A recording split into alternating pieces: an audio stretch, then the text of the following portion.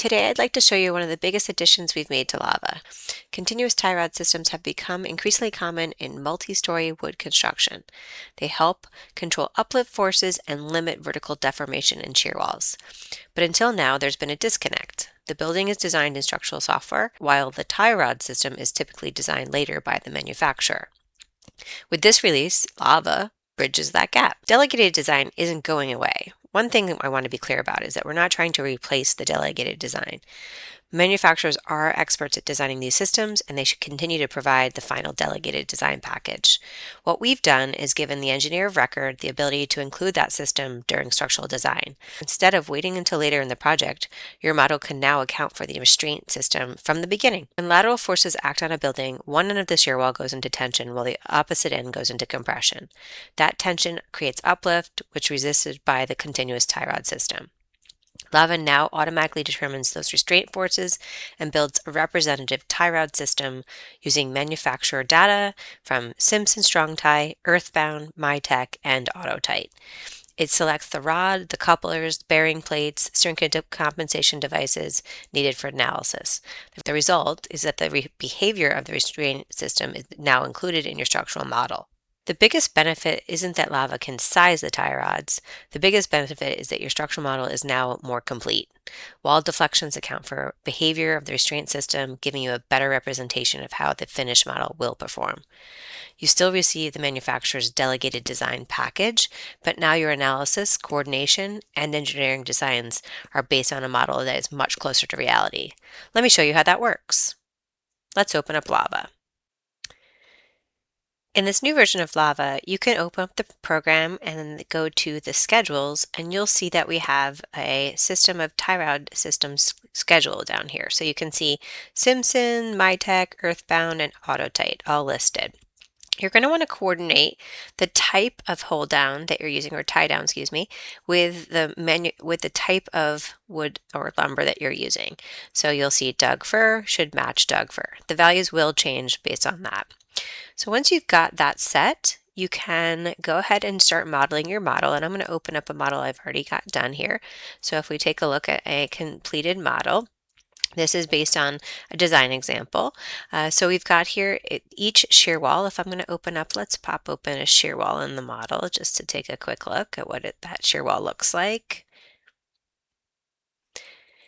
This shear wall here, if I go to the sizing tab, you'll find here that we have the wood sizing tab here shows us our shear capacity, but the hold down, specifically switching to the tie down and the tie rods here.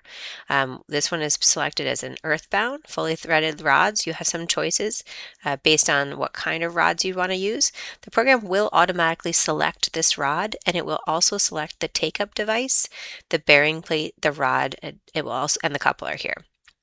It detects the rod below, and it will ask you for the size of the wall. So the size of the wall is 2 by 6 with a bridge gap of 12 inches, and then you're going to want to set up your anchor offsets and your post offsets.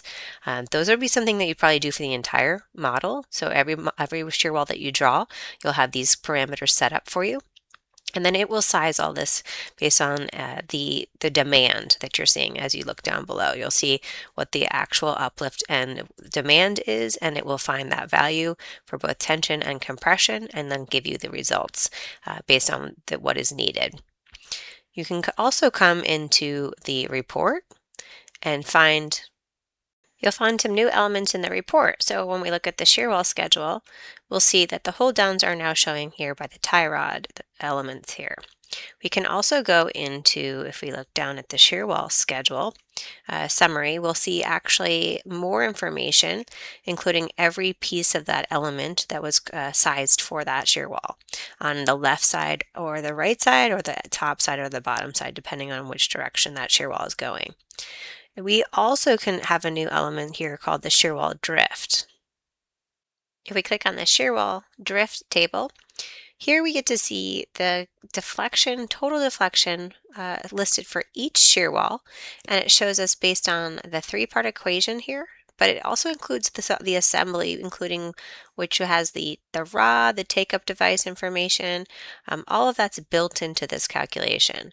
So this here shows us this load, which is based on seismic, the seismic E force that's going into that shear wall. And then you'll see it's an unfactored force that goes completely into that wall, and then we give you the deflection based on that. So this is a really important deflection number right there. And this also here is something that you can share with your manufacturer information when you are going to take this to being constructed.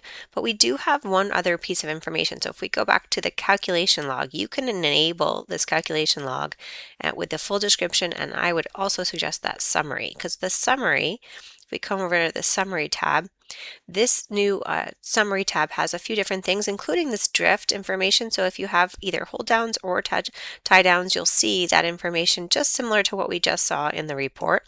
But what gives this information is really helpful is that I can take it directly out of the program. Oops, I can take it completely out of this program with Control, just highlighting the elements I want, and then Control C and Control V, and I can take it to an Excel spreadsheet. I also can see that this is going to give us that same information, that load and total deflection, and including the tie down rods that were used here on either side. And then if I go to the shear wall run, what this gives us is the lowest wall. So that is what we're considering that shear wall run, or the base of each shear wall stack. And then what you have is the information on the size of that wall and its hold down, but then the forces in tension and compression on each edge of that wall.